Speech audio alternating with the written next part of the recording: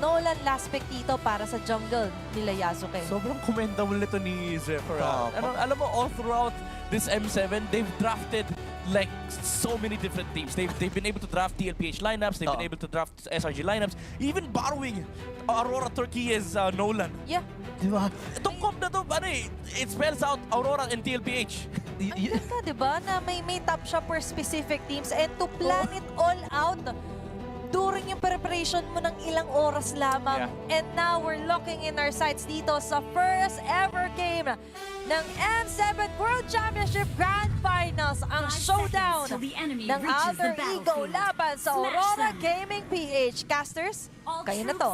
Men, alam mo, iniisip ko pa naman na medyo mahirap mag-Nolan dito kasi sino ba ang viable target mo? Si Yue? Or si Doming Kite? Yeah. Si Demon K kasi yayakapin talaga siya nito kapag nakita siya. So, medyo magiging mahirap ang positioning ni Yasuke. Ang tapang ng Alter Ego dito, ha? Oh, kasi pag iniisip mo, yung Nolan kasi, ito yung mga kinaklasify ko ng mga hero na walang pake. Kumbaga, ang trabaho lang ni Nolan sa game ay simple lang, either mag-makeup ka or mag-farm ka kasi sobrang bilis mo mag-clear ng jungle and then you also have this burst capacity. Pero tama kayo, marami masyadong frontline sa side ng Aurora Gaming PH that it limits the strength of the Nolan. But what amplifies this Nolan pickup is the presence of the Kalea. I think it changes up the dynamic of the game entirely. Kasi suddenly, kahit si Demon Kite ay burstable. If you think about it, like, kung si Nolan lang, ang kaya niya lang talaga dito si Yue, maybe Doming Kite, but with the presence of the far side na Kalea, kahit yung Hylos, kaya niyang bigyan. Yun nga eh, nagkakabigay ng kakaga dito sa gitnang bahagi. Nangalahati sila. Gayon din naman itong si Yue. Pero sa itaas na bahagi, naku, pinaparamdam ni RP ang kanyang presensya. Oo. Alam mo, ito si Mr. Ranger Merchant, naging naging Indonesian merchant na eh. Parang kahit ano, kaya niya laruin eh. And honestly, from my perspective, this is his best hero. RP on Claude has been able to outperform almost any gold laner, even si Innocent. Oo nga eh. Di ba nakakagulat talaga and dito natin makikita yung development itong player na ito. Again, ginagawa natin katataman dito sa Pilipinas yung mga medyo questionable na plays niya. Pero hindi natin matatanggi na talagang gifted itong batang ito sa paggamit ng mga heroes na nabanggit nga ni Milan. May plano sila sa baba. Last time na ginawa nila ito, nakayusong si Edward. Ako, mararamdaman nila yan. Pero may sabayan kagad! Doming Kite at RP. Lumalamang. Alec? Ako? Ay, pumasok na. Ako tumama. Yung Dark Wave and First Blood inapunta kagad kay Yasuke. Naku, mas mali pa ata para dito sa Aurora Gaming. Pero bibit-bitin itong si Yasuke. Sumama na rin si Edward. Andun yung Bravest Fighter. And this time sa may gilid na bahagi ng light. Naku, sinusustain lang with that revive na lang si Alec na palalim. Kailangan mag-trigger. Si Nino ay buhay pa rin. Nagtatatalon na. Tinatalon na ng tatlong miyembro mula dito sa Aurora. Buhay pa rin naman siya. Ang tanong, makakatakas pa siya. Wala na siyang way para tumakas. So sabi niya, sige, lalabang ko na lang. Grabe yung shutdown ng Alter Ego dito sa jungle ng Aurora Gaming PH. They're even bursting the purple buff. Pero nakuha pa rin ni Demon Kite. Wala kasing retry si Yasuke naman. Wala kang retry. May invade ka. Sabi ni Demon Kite, tutusukin ko lang yan eh. Yun nga. Andun din kasi si Hijumi. So parang akala nila ay kaya na nilang i-burst. Dito tuloy na makapag-turtle. Wala tuloy yung turtle para sa kanya. Pero Maganda yung setup ng Alter Ego. Pero again, that greedy take from Yasuke is actually hurtful. Yasuke with the burst, with the fracture. Kailangan lumabas ni Yasuke dito kasi grabe yung sustain and damage mula dito kay Edward and Demon Kite securing that turtle for Aurora Gaming PH. And napalalim! Si Nino! Kaya ba niya makalabas pero dami niyang talon! Hindi pa New Year's! Next year pa yun pero hindi na siya nakatalon! And ito, pinakangat siya ni Alec pero grabe yung sustain din ni Light on the Silos. Oh my goodness, ang agang salpukan. Actually, ito naman ina-expect ko talaga pagka naglalaro ang Alter Ego eh. Maagang suntukan, kasama kagad si Nino, wapakil sa kalaban. Men, pinatutunayan ni Nino, even though na napapatay siya, 2 beses siya napatay, men, kaya niyang tagalan kung ano man ang kayang ilabas dito ng Aurora. Yeah, wala pa kasi masyadong damage itong Aurora Gaming PH. Majority of the damage is coming from them is the Zushin and the Fredrin. Pero alam mo sa Forbes kasi kiliti lang yan eh. Hanggang di pa sumasama yung Harik, walang problema. But even then, the punish was good from Aurora. Again, sobrang greedy nung ginawa ni Hijime tsaka ni Yasuke on the purple buff. Tapos sinubukan pa nilang i-burst. Pagdating sa turtle, wala na silang skill. Sinundot lang ni Demon Kite yung purple buff. And then sinubukan na lumaban na pagtripan ni Edward si Yasuke. Men, pre-nacture niya yung lapu. Talanan siya ni Edward. Ang kulit mo, ito, usapang pantalon. Ayan na. Pero nakakit si Alec at si Edward yung nabigyan. Ganti lamang nahatin dito ng Alter Ego. Men, nakita na natin to eh. nung laban ng Aurora at ng Alter Ego, ini-Edward talaga nila. Wait lang ha. Tinamaan na rin ng stun at pinagtulong-tulungan. May bawi din pala doon sa kabilang panig ng mapa dito ang Aurora Gaming. Napaganito kasi gold lane lang namatay para sa Alter Ego. Yeah. Tsaka ang ganda ng layering ng stun min na unang Glorious Pathway. Bago yung Kaltok. Kasi wala na yung BMI. Tapos kinaltokan, tinon, inangat, tapos inangat ulit ng Zushin. Wala nang takbuhan. Bitawan mo talaga yung cellphone mo pag gano'n. Oo. Yun yung sabi ko sa'yo, Fredrin pa lang pag yung niyakam ka niyan, next year nagising mo eh. Wala na. Mandidilim na yung screen mo. May number na. Ganun na talaga. May countdown, no? May countdown na eh. O yan na, Demon Kite. Sisimulan na rin ang ikalawang pagong ng laro. Edward. Itong Feathered Earthstrike mula dito kay Hijumi. Pupuntahan ni Light. Ngayon, may mabibit-bit ba itong si Yue? Nakabang lamang si RP. Masyadong malayo itong si Yazuki. At makukuha na ni Demon Kite ang pagong. Pero Demon Kite! mula dito kay RP. Panis! Panis. Ano ka ngayon? Hindi ako yung harit kahapon. Ibang galawan ni Dominic. Alam mo, siya ata una kong nakita na kapag may Claude na kalaban, nag-aharit eh, no? Oh, tsaka siya lang yung lumalabang. Siya lang yung lumalabang eh. Ibang klase talaga, no? Tinan mo naman. Ayan na yung continuous taunt. Mula dito kay Demon Kite. Inangat na rin. Tumama yung Braces Swash. Feathered Earthstrike mula dito kay Hijumi. Nino? Pinagtulong-tulungan! Nino'y makakakuha. Sabay Torre lamang muna itong si Dominic Kite. Napatay din si Light. Yeah. Pero parang sulit din naman yun kasi nakuha naman din yung Torre sa itaas. Yeah, nakuha naman ng Torre. Yun nga lang, napatay dito si Demon Kite. So, Alter Ego, they're looking to invade the jungle camps here of Aurora Gaming PH. Unfortunately for them, wala yung purple buff. So kahit paano, medyo nakangiti ang smiling demon. Wala kayo nakita, no? Ayun lang, lumabas yung timer. Pero buhay na yung Fredrin. Ayan na, buti nga Wala kang purple! Ben, sinusubukan ni Doming kahit yung tapang dito ni Yasuke, ha? Sabi niya masyado kang magaling, ha?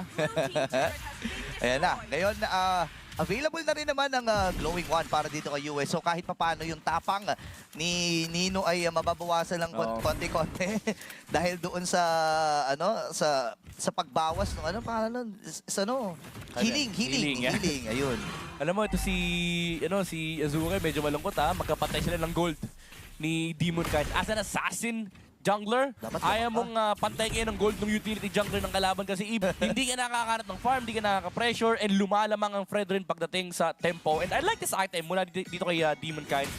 He rushed the Antikiras kasi alam niya, ito lang yung katangi-tanging burst na meron ng Alter Ego as well as limiting the damage reduction mula dito kay Nino. And for the next item, maybe the Chastise Pauldron. Maybe. Yun na ata yun, no? Kasi para mabawasan nga naman yung attack speed ngayon, naiba-libang Purify ay nagamit din dito ni Dominic Kite. 4 na miyembro nagtulong sa kanya, pero magkakaroon naman ng trade dito ang Aurora dahil kukunin na nila ang pagong at transition kagad dito sa middle para hindi nga naman makakapitalize ang Alter Ego yung nakuha nilang lead. Ito yung lagi ginagawa ng Alter Ego eh. Yung pag di na nila kayang common test sa mga objective, naghaharap sila lagi ng trade. Which is very normal naman pagdating sa gameplay, but this has been the identity of Alter Ego. Sabi nga ni Coach Aldo, hindi ka pwedeng makakuha ng libre against Alter Ego. Laging may trade. Kahit makakuha ka ng turtle, lagi silang may mapapatay kasi alam nila yung resource trade na ginamitan mo na skill yan. Apat kayo dyan. Isa lang tong nasa isang side ng mapa. So there will always be a trade here for Alter Ego. So yun yung kailangan i-watch out dito ng Aurora, yung mga information na binibigay nila sa mapa, especially when the entire members of their team is on the other side of the map. Okay, lilipad-lipad si Hijumi. Ngayon, nag-decision dito ang Alter Ego naman first. Kaya lang masyado makunan yung Nabit-Bit. Si Alec pa ata mabibigyan. Si Hijumi sa likuran. Pinagtulong-tulungan ng mga miyembro ng Aurora Gaming. Ngayon naman, si RP mamamatay din. Magka-fracture dito si Yasuke. Mamamatay si Dominic Kite. Pero buhay pa rin ang 4. Si Yasuke atras. Tapang Cyclone Eye. Pero napakatibay talaga ni Nino. Nagbabaytay lamang para dito sa Aurora Gaming and Alter Ego ay nabawasan ng mga miyembro. Pero habang nangyayari pala yung pre, lumayo na si Yasuke at kumuha na ng farm. Kasi si Alec pumasok siya, inangat niya yung Fredrin. Sabi ni Yasuke, pre, wait lang, kunat yan eh. Tapos si RP, pre, nag-blazing duet sa 5. Nalungkot ang Indonesia. Pagpasok, pre, parang nakapikit eh.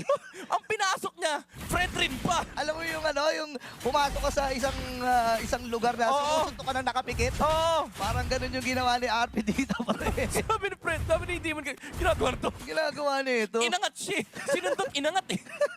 Napakahirap pa naman tumakas. Ito yung sinasabi natin, yung continuous na CC. Oh, Chris Patoy. Wala sa kanya, sabi ni Light, may pagbitaw ka pala ng Feather na Stark, ha? Ikaw, Ibon, ha? Oo, nangungulit eh. May laya ka lumipad, ha? Pero bawal dito yan, sir. Oo. Okay, Alter Ego ay nawala na yung kanilang kalamangan dito. 1.3 ang hawak ng Aurora Gaming. Lord ay nasa Aurora Gaming na, or nakapwesto malapit dito sa mga miyembro ng Aurora Gaming. And the Alter Ego ngayon, eto na, gagawin na nila to, pre. Si RP, tatalaga nila sa opposite lane Mag-farm para ka. makapag-farm. Oh, mag-farm ka. Medyo nalungkot kami sa huling Blazing Duet. Wala Ito, pa, pre. Grabe yung angulo nila. Tatlo sila dito, nag-conceal. Si Conceal. Alec. Pero pwedeng i-reset ito ng Aurora Gaming PH. Kitang-kita nila kung saan galing yung Alter Ego. Here comes si Edward Gloss. Patoy nilatag na rin ni Light. And hinaharap nila yung jungler ng Alter Ego. Hijo may ginamit yung airstrike. Kaso nakasalubong niya si Mr. Consistent. And T-Kite gets the Lord. Alec has to go out. And si Nino, naiiwan na naman siya. Naiiwan na naman siya. Nino! Yung ambulansya pala para sa kanya, pre. Dalawa na lang ang natitira para sa Alter Ego ngayon. Papasa ni Torres sa middle dito ang Aurora Gaming. Susubok pa sana itong si RP, pero di siya makalapit. Di na pagkaan ni Doming kahit yung kanyang Zaman Force para nga naman mapigilan din yung pagsugod ng Alter Ego. Yeah. Tagumpay ang pagsabog ng Torres sa gitna. Oo, iba pa rin talaga yung utility composition ng Aurora Gaming PH. Sabi ng Alter Ego, ito pala yun. Oo. Ito pala yung tunay na utility. Grabe yung feel Oh. ng Aurora. And again, si Edward, hinaharangan niya lang yung jungler ng Alter Ego Esports and hindi nila magulo yung Fredrin ni Demon Kite. Wala silang access min kasi si Hijumi ang nakasalubong ngayon. Lapu-lapu ni Edward. Yan eh. O, nilabag din yung Glorious Path. Malaya atang mababasag. Yung Torres dito sa may bandang gitna. Tuloy-tuloy lamang dito ang Aurora Gaming. Swift Serenity. Oh, RP! Oo, wait lang ha. Papasok na rin itong si Nino. Siya ang pinagtutulog-tulungan. Yasuke. Yasuke sa may bandang likra. May pinaplano. Nakita na ata siya dito ng Aurora. Check pa rin nila. Atras muna dito ang Northern Lights. Sobrang higpit ng control ng Aurora Gaming dito sa mapa ng Alter Ego para sa lang sinasakal sa leeg. Hindi binibigyan ng espasyo, hindi nagkakamali sa pwesto ang Aurora Gaming PH. Sama-sama lang silang 5 men. Kahit sabihin natin, pasukin sila ni RP, si Demon kahit nandun lang sa harapan ni Domeng. So hindi ganun kadali yung Blazing Duet entry. And si Hijime, kahit sabihin niyang, may Feather Airstrike ako, men. Again, nakakasalubong nila si Mr. Consistent. Oo nga, hinahanap talaga siya ni Edward dito eh. Alam mo naman, nakakatakot. Ayun na naman. Wait lang. May Patoy na naman, tinakot lang. Medyo mainit ang ulo nila. Kapag nakakakita ng kalaban, lalo na itong si Hijumi, nilalatagan ng carpet eh. Kapag nakita niya yung ibon eh, no? Oo, nakita ng ibon, may carpet na inilalatag eh. Men, iba ang aura ngayon ng Aurora Gaming. Oo, men. Parang, ewan ko, siguro lahat na lang eh. Lahat ng paghihigante. Isipin mo yun pinabagsak nila ang Big Boss, pinabagsak Oo. nila ang Giants. May mga kababayan tayo dun eh. So Yep. sabi nila, sige, ibigay nyo ang bola sa akin. Kami na bahala. Pre, kung sinasabi natin may gigil na liquid. Ito, gigil na Aurora Gaming. 6 yun. Kasi pang-6 na Grand Finals na nila to. Oo nga pala. Alam mo, men, ang magandang storya kasi dito, pre, si Doming Kite, ang tagal din naman na gusto magkaroon ng championship. Oo. Eh. Diba? Galing amateur scene at nagkaroon ng pagkakataon. Unfortunately, hindi napunta sa kanya. Si Yue, ilang championship na ba? Ilang Ilan grand na, pre? finals na ba ang dinaanan niya, pre? Pang-6 niya na ata to, pre. Pang-anim na. Hindi pa rin siya nakakakuha. Wala pa siya na ipapanalong Grand Finals. Wala So pa. iba yung gigil ng Aurora ngayon. Hindi na nila iniisip yung lahat ng mga masasakit na salita. Ang iniisip na lang nila, paano pababagsakin ng Alter Ego Esports. Alex na conceal from the Kalea. Pero sinubo na umakas sila kasi nakita nila may nakalatag ng Glorious Pathway sa may bandang likuran. Nino, ginamit yung Darkwave pero tinamaan lang yung Hylos, men. Hindi niya kayang banatan, hindi niya kayang kaltukan yung Hylos. Napakamunak ng Aurora. And again, Edward shutting down Nino. Nino. Yasuke trying to find a pick-up pero nakasalubong niya ang liwanag ng Aurora. Men, nasilaw si Nino. Si Yasuke, pre. Pagpasok niya, may fracture ako. Bigla siyang nasilaw. Ang dami, sinundot siya ng Fredrin, may lantern, literal, inilawan siya, tapos nakasalubong niya yung second skill, first skill ng Harit. Ay, nako, mga kaibigan. for sure ay nagsisi. Ayan o, ayan yung mga tropa natin. Oh, shoutout sa inyo, watch party! Shout- Yan, angat yung mga kamay nyo, lahat ng bandera, lahat ng Yan. energy ball. Ipakita nyo ang lakas ng Pinas sa buong mundo. Men, ibang klase ang galawan ng Aurora Gaming ngayon. Hinahanap ng alter ego yung momentum na nawala bigla sa kanila. Kasi kanina ang tapang ni Hijumi, may tapang dinadala si Yazuki. Ngayon nakita nila si Edward, ang plano ata nila. Oh! Andun yung Tsunami Slam, bibigyan na nga natin na. Oh, nang-iwo! Yung immortality, makakatakas pa. Panis! Edward! Panis! Papasok pa siya! Si Mr. Consistent. Ngayon, nandilatagan nila yung carpet doon sa may badalikod. Oh, Doming! Doming! Doming! Napangin siya dito, pero si Doming gusto lahat na tapusin. Pero sila Lord na kasama, sinayaw sa nawan ng mga membro dito ng ating Ego. Sabay andito na yung backup, yung liwanag. Nino, kaya mo bang tibayan ang iyong loob? Oh! Para sa apat na miyembro RP? ng Aurora Gaming at babagsak na si Nino dito. Dalawa na lang ang natitira mula dito sa Alter Ego. Wala naman silang Lord, pero tatapusin na sa Aurora Gaming ang Game 1. Sinayawan malala ni Doming Kite sa sizzling game na #1 victory para sa Aurora Gaming Philippines. First blood for Filipino representatives. Sizzling hot talaga yung atake dito. Walang kaliwat kanan, diretso lang sa goal yung atake nila. For that whole game #1. Ito pala yung persona nyo, ito pala yung playstyle nyo ha. Naglaro dun sa loob mismo ng playground kung paano lumaro. Yung Alter Ego. Shoutout kila Hans, kila Shoutout. Fern. Yan, sa lahat ng nanonood. Ganda ng pinakita ng Aurora, pati sa mga nanonood sa watch party. Parang, alam mo, maganda gising ng Aurora. Nakikita ko, solid yung laro nila. Yep. May naaamoy Tsaka, ako. tingnan mo, oh. Sobrang, nakita niyo yung expression ni Edward, sobrang zoned in. Oo. Sobrang, nandun yung aura. That was an almost 15-minute nga yata lang natapos itong laban na ito. Then, alam mo, actually, this is the first time na nakita ko ang Alter Ego na with this best form, na parang binalag pa. Wala sila sagot eh.